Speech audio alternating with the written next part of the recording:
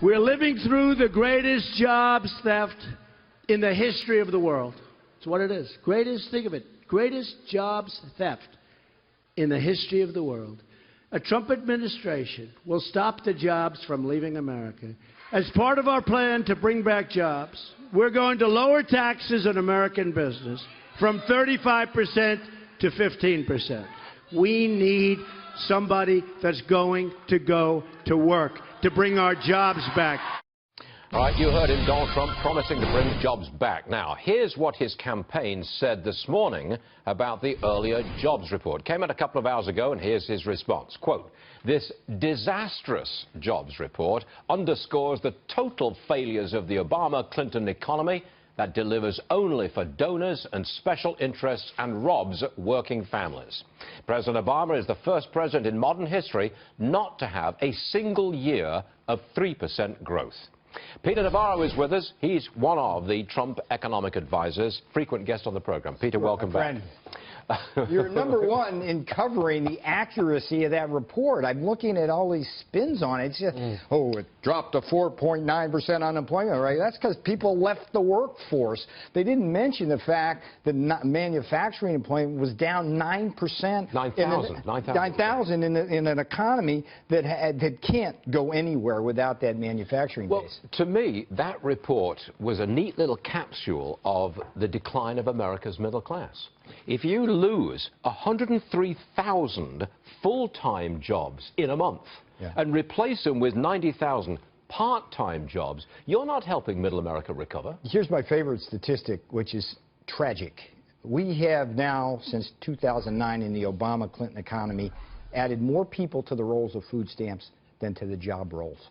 11 million added to the food stamp rolls, about 10 million added to the job rolls. I mean, think of that. That is devastating in this country. And that's what you get when you grow at less than 2% for 8 years. We're at a 1.5% now. We cannot sustain our economy, our government, our society. And this report, it's like, oh, yeah.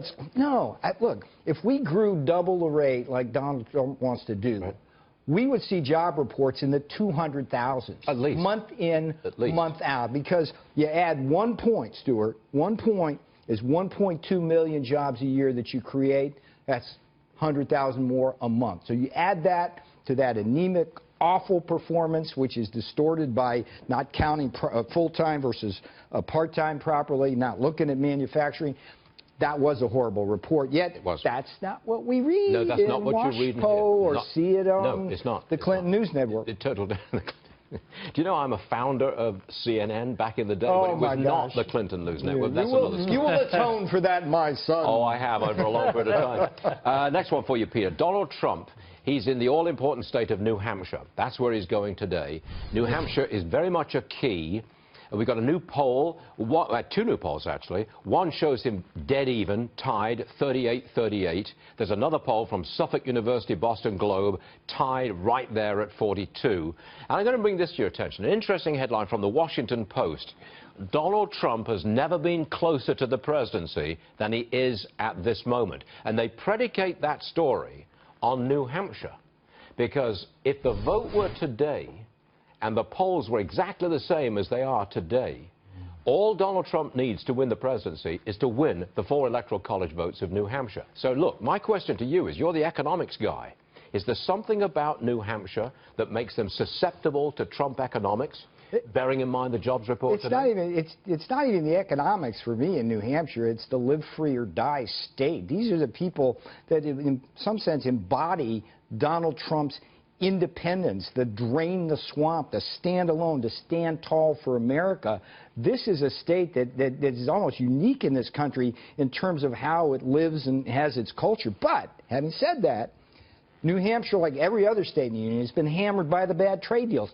Things like, think about this, apples and milk, okay? When we had trade deals, their exports, it's a small part of their economy, but still they get hurt by that. They've lost thousands of manufacturing jobs because of bad trade deals. So they're part of this whole, but that state, it's independent, it's strong, live free or die. That's Donald Trump's message. Well, that's where he's going on Monday night, right before the actual election day. He's going to be there at 8 o'clock. I think it's Manchester, New Hampshire. Mike Pence, Donald Trump, both together. That's their final finale. The Granite State, it's more right about a mineral. It's about a people, and that's a great state. All right, Peter Navarro, thank you very much for joining us, as always. I'm sure we'll see you again real soon. Thank you, Peter.